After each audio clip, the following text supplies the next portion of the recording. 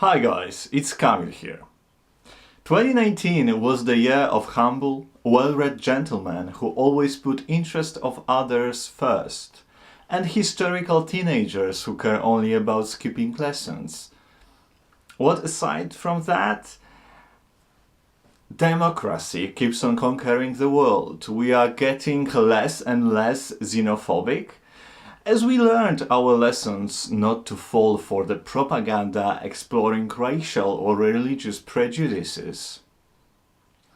That makes me even more excited to look forward to 2020. Enough of your cynicism. Nobody wants politics here. It's Christmas. People came here for books. Okay, books it is. And like every year, this is the first of the two best of lists coming your way. Today we're going to go through my favorite non-fiction books that I've read in 2019. Number 10, The Bookseller of Kabul by Asner Seierstad, published in 2002. Asner Seierstad arrived in Afghanistan 2 weeks after the September 11th attacks on the World Trade Center, and she spent there 3 months, so she's been there during the American invasion. She lived with the family of a bookseller, Shah Mohammad Rais. That situation obviously gave her an unusual opportunity to create an intimate picture of especially male-female dynamics of an Afghan family. The book reads like a novel, as Seierstad focuses mostly on people, their personalities, dreams and fears. She wraps it all up in a great historical panorama, explaining intelligently the problematic history of the region. To make it even more interesting, a fun fact. Seierstad was sued for defamation by the bookseller family and was found guilty in the court of the first instance, only to be cleared from accusation through appeal. Number 9. Dear America, Notes of Undocumented Citizen by Jose Antonio Vargas, published in 2018. I would recommend this book to my American friends especially. Jose Antonio Vargas came out twice in his life, first as gay at 16 and then in 2011 as undocumented immigrant, educated in the USA and working for major American newspapers. In his book, he walks a reader through the story of his life, the lies, the forgery, that are part of everyday life of huge number of undocumented American citizens. Whatever your views are, I believe it's worth to give it a read, even if just to challenge your point of view. Also, please remember that obeying the law is not always the most ethical of choices. Nazis were obeying the law. Apartheid Africa was a lawful state. The law is important and generally should be respected as it organizes our life in peaceful coexistence, but maybe not when it subjugates a huge group of people to the second category citizens. That can be a golden rule.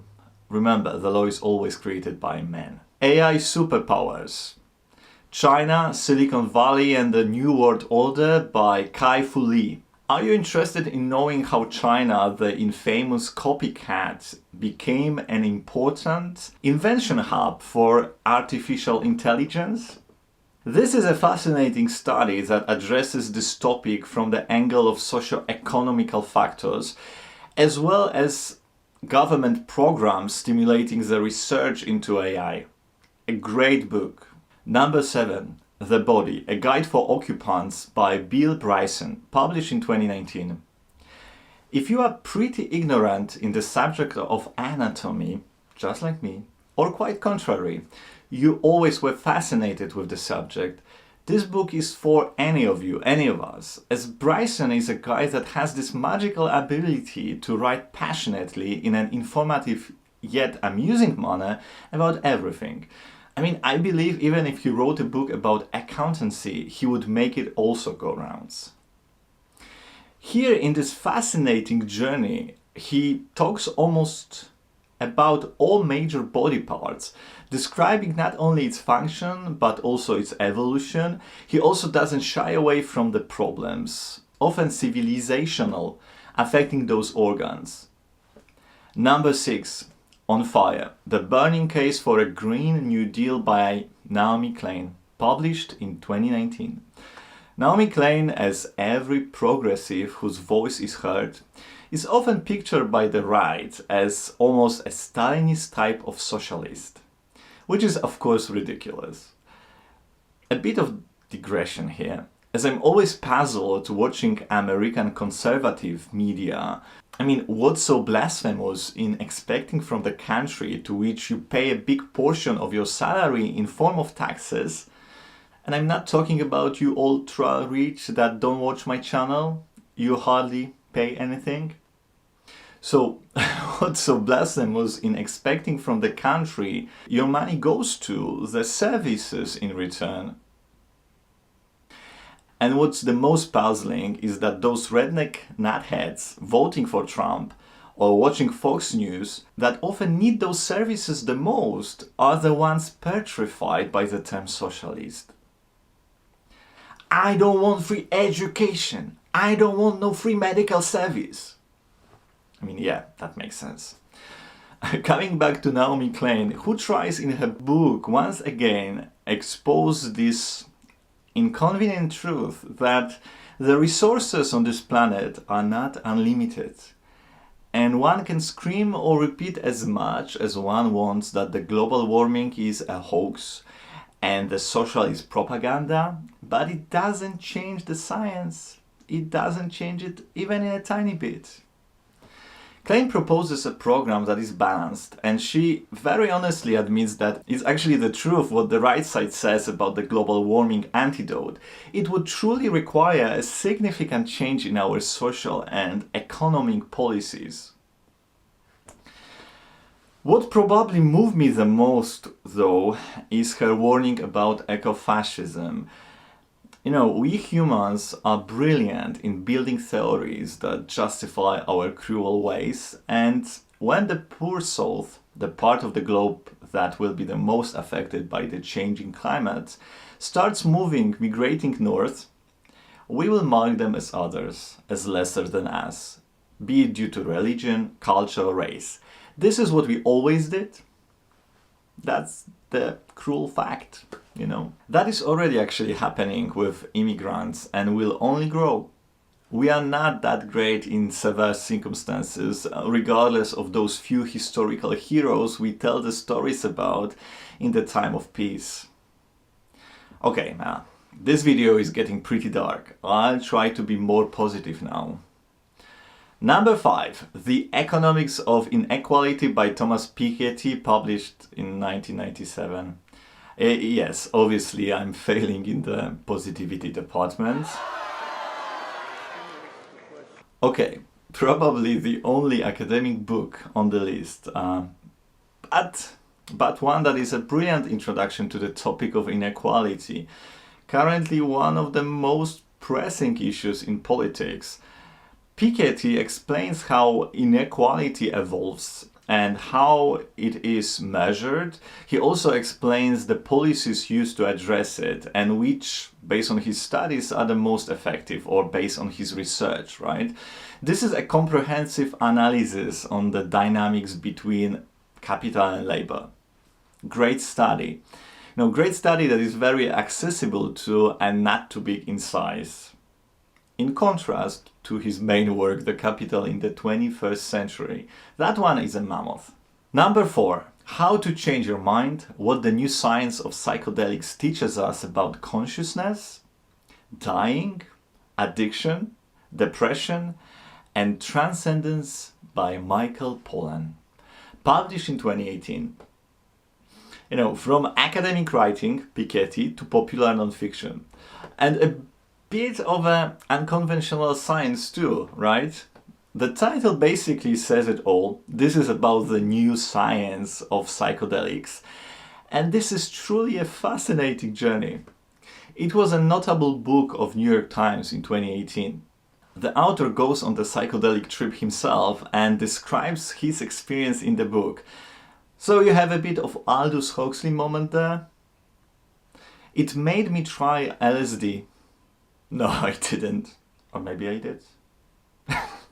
Number 3, Leonardo da Vinci, by Walter Isaacson, published in 2018. The beautiful work of Isaacson excels the most when it shows Leonardo as a human. Brilliant, one-of-a-kind human, but still a human. And that is incredibly inspirational. Isaacson leads us through the lights and shades of Da Vinci's life and brilliance of his work, while painting alongside a picture of a human, self-taught genius, impatient with an enormous scope of interests, but most of all, passionate and brave enough to live true to himself. I loved it. This is a book created with a huge delicacy in the approach to the matter as well as in writing. Number 2, Terra Nullius, A Journey Through No One's Land by Sven Lindqvist, published in 2007. Terra Nullius is a history of Australian colonization, the brutal extermination of Aboriginal people, told as only Lindqvist could through his travel, references to literature, art, as well as documents of the era, including the press of the era, to showcase general public approach to the topic. All of that creates a hard to put down and incredibly devastating story of the Western world crimes. If you are interested in the colonization and want to learn more without reading dry history books, this is a place to go, definitely. And now, my favorite non-fiction book of the year was Exterminate All the Brutes by the same Sven Lindqvist, published in 1992. His story of African colonization this time, told through the meditation on the works of Joseph Conrad. Lindqvist takes up the heart of darkness, but also Joseph Conrad's short stay in Africa as a sailor employed over there, to talk about the slaughter in Congo and more generally about the colonization of the African continent. You know, what's the most fascinating here is that he explains not only the ideological background without which the colonization wouldn't be possible, but also, as in the earlier book, refers to the public opinion on the subject during the colonization era. This is a heart-wrenching yet beautifully constructed and hugely informative account on that dark period. So 2019 in terms of non-fiction belongs to Lindqvist for me. Unfortunately, he passed away this year. Okay guys, let me know if you read any of those books and what's your non-fiction book of the year, and yeah, I see you soon with my fiction list. Bye bye, have a great Christmas. This is my parents' house, that's why different scenery. Bye bye.